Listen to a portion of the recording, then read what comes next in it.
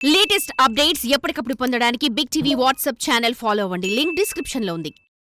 ఈ మధ్య కాలంలో పెళ్లిళ్లు కుదిర్చడానికి మ్యారేజ్ బ్యూరో వారికి గాని పేరెంట్స్కు గాని తలకు మించిన భారంగా మారింది. ప్రధానంగా అమ్మాయిలను ఒప్పించడం చాలా కష్టంగా మారింది. ఎంత మంచి సంబంధం తెచ్చినా రిజెక్ట్ చేస్తున్నారు. అబ్బాయిలకు ఉద్యోగంతో పాటు పూర్వీకుల ఆస్తిపాస్తుల గురించి కూడా ఆరా తీస్తున్నారు. ఏవైనా స్థిరాస్తులు గట్టిగా ఉంటేనే పెళ్లికి మొగ్గు చూపుతున్నారు. దీంతో పెళ్లిగాని ప్రసాద్ల బాధలు రోజురోజుకి పెరిగిపోతున్నాయి. అబ్బాయిలు చచ్చిచెడి సాఫ్ట్వేర్ ఇంజనీర్ గా స్థిరపడినప్పటికీ పెళ్లి విషయానికి వచ్చినప్పటికీ ఈ మధ్య కాలంలో అమ్మాయిలు వారి తల్లిదండ్రుల గొంతమ్మ కోరికలు అంచనాలు అందుకోలేకపోతున్నారు. దీంతో పెళ్లి వాయిదా చేసుకుంటున్నారు. అబ్బాయిలు జాబ్ లో సెటిల్ అయ్యి మంచి శాలరీ సంపాదించే సమయానికి వయసు ఈజీగా 30+ అవుతోంది. అంతలోపు పెళ్లి ప్రస్తావన తెచ్చినా నా కాళ్లపై నేను నిలబడాలనే అబ్బాయిలు పెళ్లి ప్రస్తావనను రిజెక్ట్ చేస్తున్నారు. మంచి శాలరీ వచ్చే సమయానికి అమ్మాయిలు వయసు ఎక్కువైందని ఆ అబ్బాయిల ప్రొఫైల్ను చూస్తలేరు. జాబ్ చేసే అమ్మాయిల లిస్ట్ ఇంకా పెద్దగా ఉంటుంది. తనకంటే ఎక్కువ సంపాదించేవారు కావాలనుకుంటున్నారు. ఇంకా కొంతమంది అమ్మాయిలకు ఈగో ఎక్కువ. జాబ్ చేసే అమ్మాయిలకు పెళ్లి, పిల్లలు, బాధ్యతలు ఎందుకు, ఫ్రీగా లైఫ్ను ఎంజాయ్ చేయాలనుకుంటున్నారు. ఈ విషయాన్ని డైరెక్ట్గా చెప్పలేక నానా వంకలు పెడుతూ పెళ్లిని వాయిదా వేస్తూ పేరెంట్స్కి చుక్కలు చూపిస్తున్నారు. ఈ విషయం గురించి మరిన్ని వివరాలు తెలపడానికి నగరంలో ప్రముఖ మ్యారేజ్ బ్యూరో నిర్వాహకుడు డాక్టర్ కోటిరెడ్డి గారు మనతో ఉన్నారు. ఆయనను అడిగి తెలుసుకుందాం. ప్రతి ఒక్కరి లైఫ్లో వారు ఇలాంటి గుణాలున్న ఒక వ్యక్తిని అయితే పెళ్లి చేసుకోవాలని ఉంటుంది. అది అబ్బాయిలైనా సరే, అమ్మాయిలైనా సరే. కానీ ప్రస్తుతం ఉన్న కాలంలో అయితే అబ్బాయిల కంటే ఎక్కువ అమ్మాయిలు మేము పెళ్లి చేసుకోము అని అంటున్నారు. ఈవెన్ వాళ్ళు ఇండియాలో ఉన్న అబ్బాయిలైనా సరే, వాళ్ళు ఎన్ఆర్ఐస్ అయినా సరే. సో ప్రతి ఒక్కరికి ఈ కష్టాలు అయితే తప్పడం లేదు. ఎందుకంటే కొత్తగా ఈ మధ్య కాలంలో అయితే ఎన్ఆర్ఐలు అయినప్పటికీ కూడా అసెట్స్ విషయంలోనైతే రిజెక్షన్ కి చాలా వరకు వాళ్ళు ఫేస్ చేస్తున్నారు. సో ప్రస్తుతం మనం అయితే అవినాష్ రెడ్డి మ్యారేజ్ బ్యూరోలో అయితే ఉన్నాం. సో వారి దగ్గరికి వచ్చే అమ్మాయిలు ఎలాంటి రిక్వైర్మెంట్స్ తో ఉన్నారు, అసలు ఏంటన్నది కూడా మనం అసలు ఒకసారి కనుక్కుందాం. నమస్తే అండి. నమస్తే.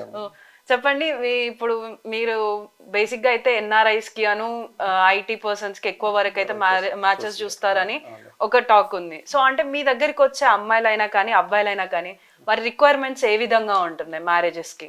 ఇప్పుడు ఎట్లా అంటే నా పేరు కోటిరెడ్డి అండి. నేను 24 years నుంచి మ్యారేజెస్ చేస్తున్నాము. ఎక్కువ ఎన్ఆర్ఐలు అంటే మా దగ్గర ఎక్కువ ఎవరికైనా ఫస్ట్ ప్రిఫరెన్స్ యూఎస్ ఉంటుందండి. యూఎస్లో చూస్తే ఏంటంటే job market up and down పడే కొద్దీ ఇక్కడ వాళ్ళ రిక్వైర్మెంట్లు కూడా మారిపోతుంటాయి. బై ఛాన్స్ అక్కడ వీసా అయిపోయి ఇండియాకి వస్తే ఏదో ఒకటి సెటిల్ అయ్యి ఉండాలి కదా.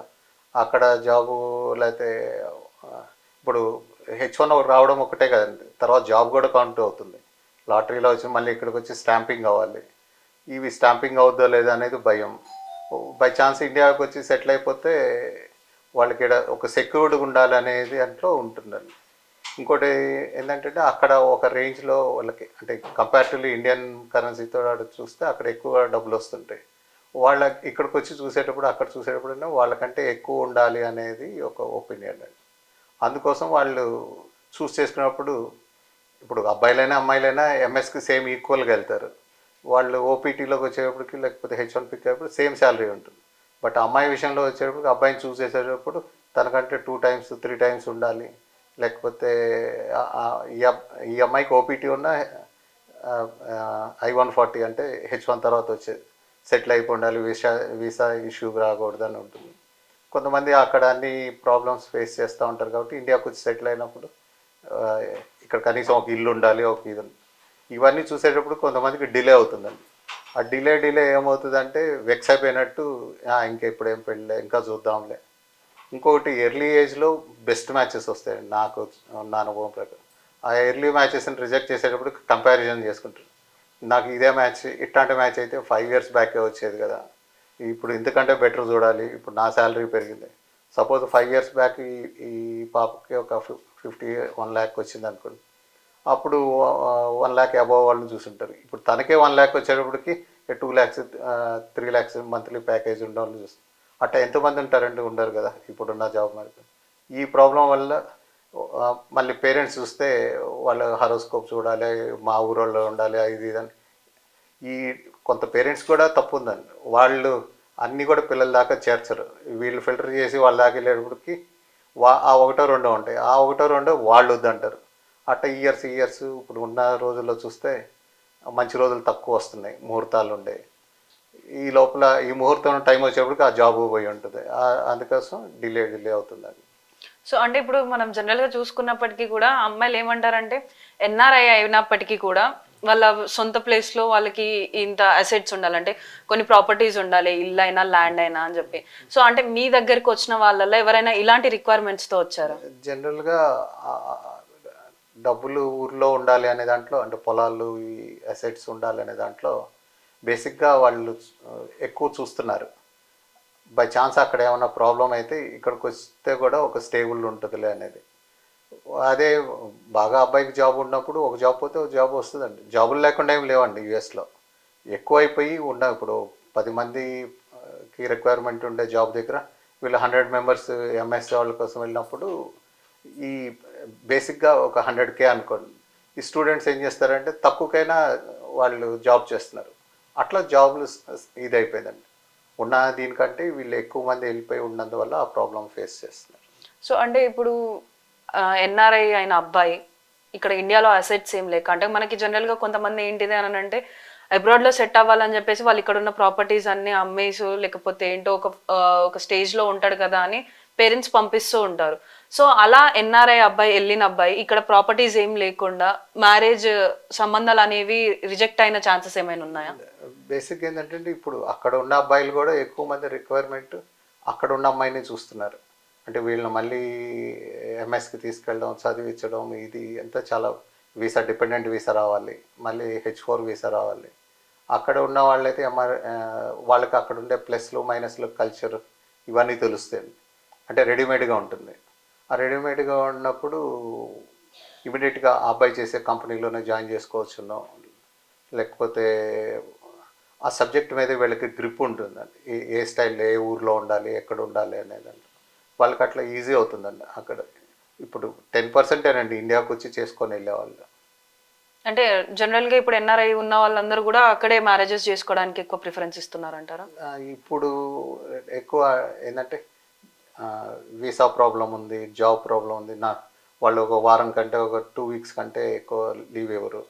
వచ్చి చూసుకొని వెళ్ళి దీనికంటే కూడా చాలామంది పేరెంట్సే ఇక్కడి నుంచి వెళ్ళి అక్కడ ఎక్కువ పెళ్ళిళ్ళు అవుతున్నాయండి ఇప్పుడు ఉన్న దీంట్లో. ప్లస్ వాళ్ళకి ఒకరికి లీవ్ దొరికితే రెండో వాళ్ళకి లీవ్ కూడా రావాలి. ఇప్పుడు ఎక్కువ మంది బంధువులు కూడా అక్కడ ఎక్కువైపోయి ఈ మధ్యకాలంలో ఎక్కువ పెళ్ళిళ్ళు అక్కడే జరుగుతున్నాయండి. అక్కడ మనకంటే ఎక్కువ ట్రెడిషనల్గా చేస్తున్నారండి. సో అంటే ఇప్పుడు ఇటు ఎన్ఆర్ఐస్ కాకుండా కానీ మన విత్ ఇన్ ఇండియాలో సాఫ్ట్వేర్ ఎంప్లాయీస్ కూడా చాలా లేట్ మ్యారేజెస్ చేసుకుంటున్నారు. సో దానికి రీజన్ ఏమంటారు? ముందు ఏంటంటే వాళ్ళు స్టేబుల్ జాబ్ రావాలని, సెటిల్ అవ్వాలని. ఇంకోటి ఏంటంటే వాళ్ళకి సీనియర్లు ఎవరో ఉంటారు, వాళ్ళకి ఎవరికో ఒక బ్రేకప్ అయి ఉంటుంది, వాళ్ళ ఇన్ఫ్లుయెన్స్ వీళ్ళ మీద ఉంటుంది. ఒకటేదో బ్రేకప్ అయిందని అందరూ ఏం బ్రేకప్ కావండి. ఇప్పుడు నా దృష్టిలో నాకున్న ఎక్స్పీరియన్స్ ప్రకారం పేరెంట్స్ అయినా పిల్లలైనా ఎవరికైతే ఎర్లీగా మ్యారేజ్ జరుగుతుందో దే ఆర్ ది విన్నర్స్, అంటే వాళ్ళ అదృష్టవంతులని అనుకుంటాం.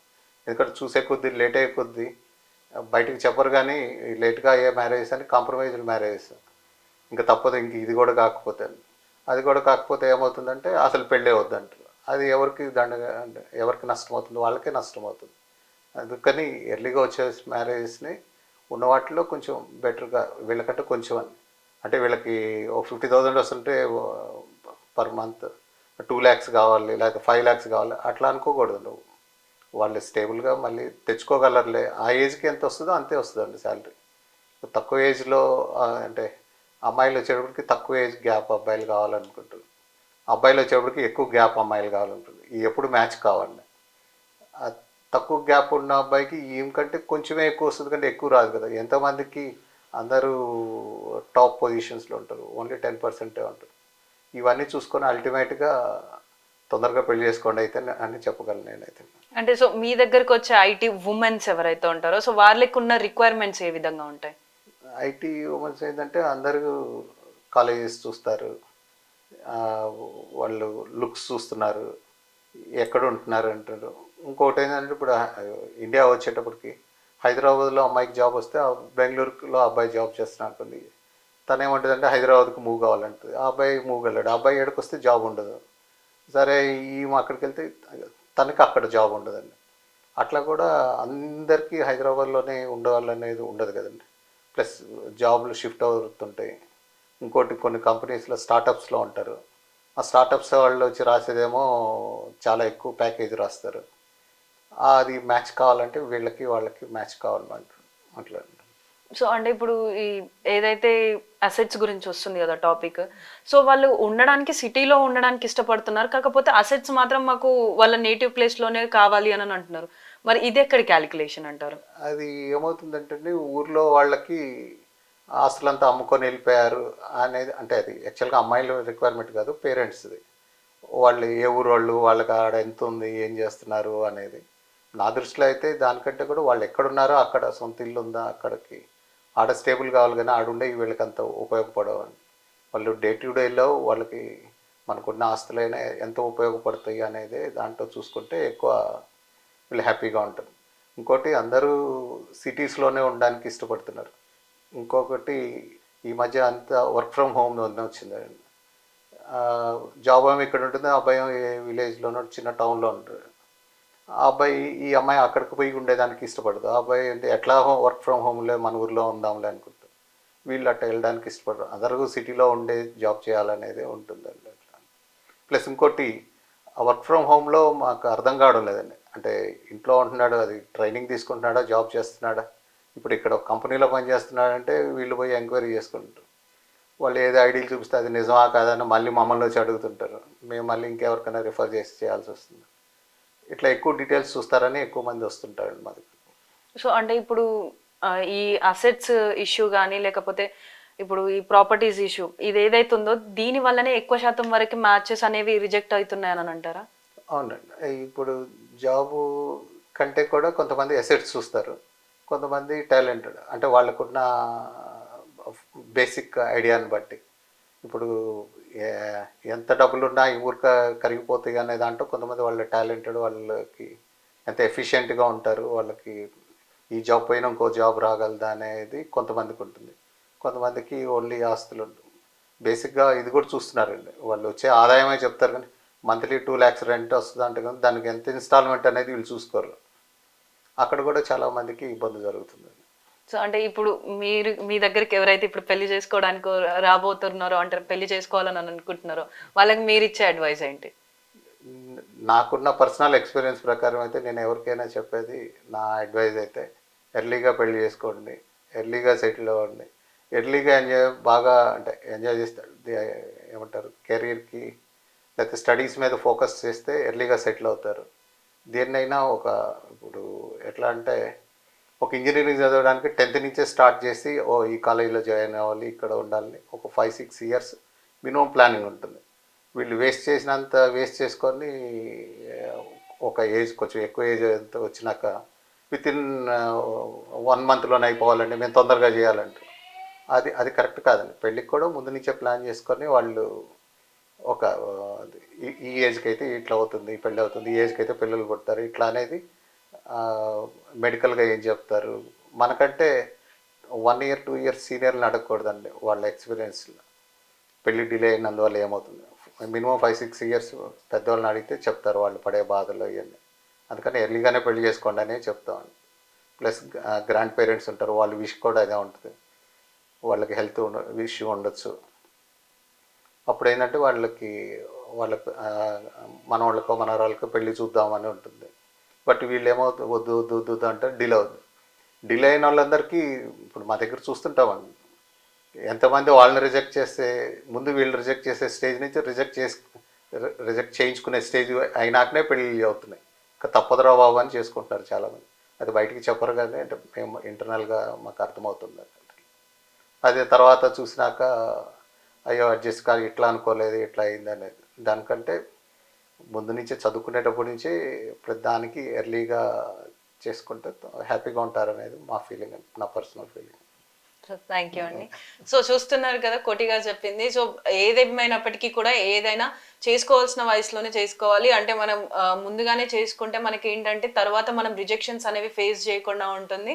సో మన లైఫ్ కూడా సాఫీగా సాగిపోతుంది. అదే విధంగా ఇటు ఎన్ఆర్ఐలు అయినా కానీ ఐటీ వాళ్ళైనా కానీ వాళ్ళు కొంచెం సెట్ అవ్వడానికి టైం పడుతుంది, వాళ్ళు సెటిల్ అవ్వడానికే చూస్తారు. కాబట్టి వాళ్ళని కూడా వాళ్ళ టాలెంట్ని వాళ్ళు జాబ్ చేయగలుగుతారా లేదా అన్నదాన్ని చూడాలి తప్ప అసెట్స్ అనేవి ప్రాపర్టీస్ ఇవాళ ఉంటాయి రేపు పోతాయి, డబ్బు అయినా ప్రాపర్టీ అయినా, కానీ మనకి మనుషుల తత్వము అను వాళ్ళ టాలెంట్ ఇంపార్టెంట్ అని చెప్పేసి చెప్తున్నారు. కెమెరామన్ సంజుతో Shravani, Big TV, Hyderabad. For more videos like this, subscribe Big TV channel.